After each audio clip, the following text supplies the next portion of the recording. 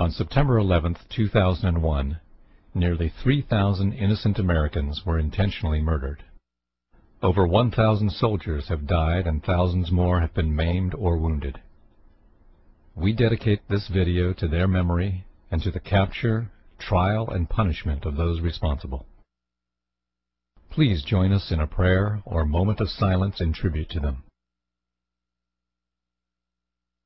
In its final report, the 9/11 Commission ignored the following significant facts and questions that conflict with that report's conclusions.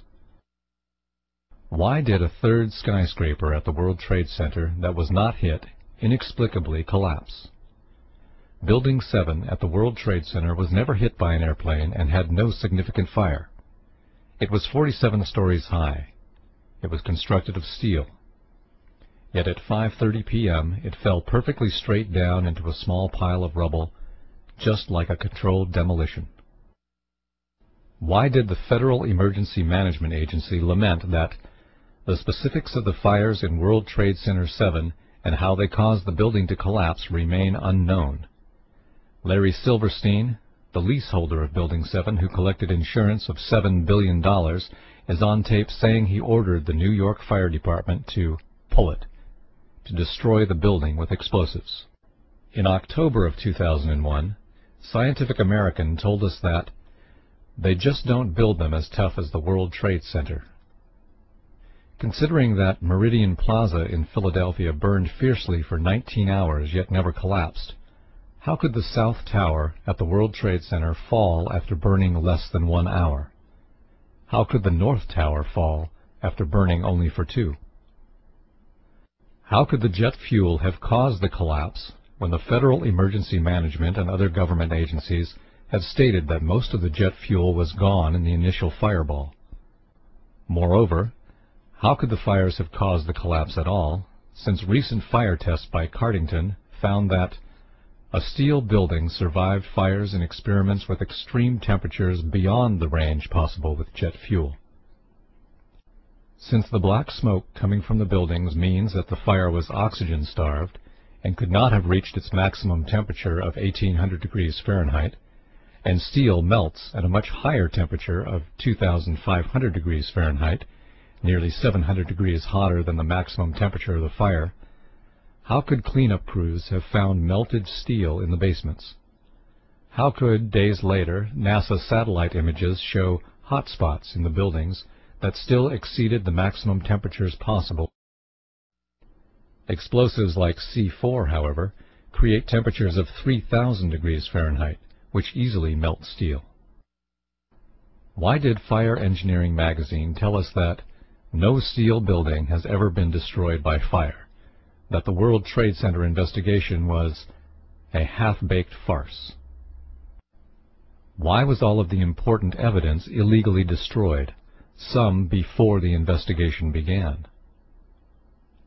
Why was $40 million spent to investigate Clinton's sex life while only $600,000 was spent on investigating the World Trade Center fires and subsequent collapse? Why did the entire 9/11 Commission spend only $15 million while expenditures on Clinton's lies exceeded $65 million? How could the airliner's impact have caused the collapse when wind gusts from storms had at times been greater than the impact of the airliners? Neither tower was bent, nor did they creak or groan at any time.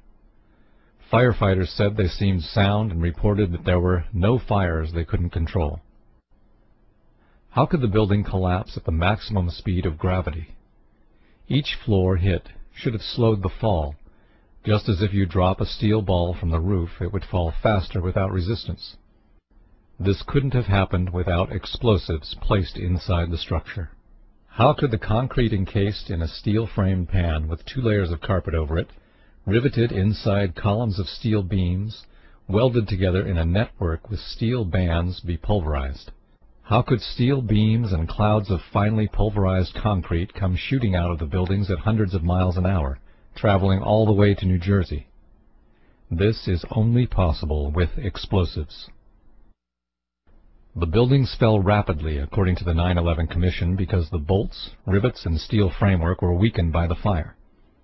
If so, Then how could the concrete be pulverized and ejected at high speed, since the force to do that is greater than the force needed to shear the weakened steel, bolts, and rivets? How could the twin towers fall straight down when the damage and resulting fires were only to one corner, two sides?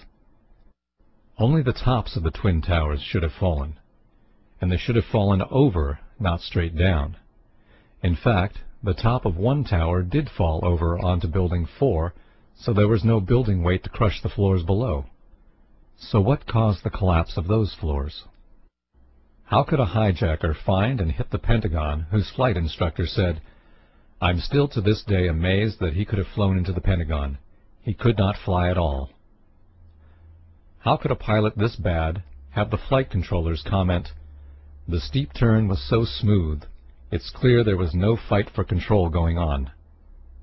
The complex maneuver suggests the hijackers had better flying skills than many investigators first believed. Why did NORAD fail to stop the attackers 4 times on September 11, 2001, 3 times after they knew the planes were hijacked and intent on mass murder? How could this happen when NORAD had successfully intercepted off-course and suspected hijackings 67 times during the year prior to 9/11, according to the Associated Press on August 13, 2002? Why did Condoleezza Rice lie that the U.S. had no idea that terrorists would use hijacked airliners when Richard Cheney was commanding war games on 9/11, chasing phantom hijacked aircraft? Why were our Air Force planes diverted from intercepting the real hijacked airplanes? Isn't it too much of a coincidence that the 4 hijacked aircraft had only 20% of their seats filled, while all other transcontinental flights that day had 70 to 90% of their seats occupied? Why did the New York Times not publish the results of a Zogby poll which showed that 66% of New Yorkers want the 9/11 investigation reopened? This poll also found that 49% thought that VIPs in the government knew ahead of time and let it happen. Thus, the final report does or will not answer many important questions and has many inaccuracies.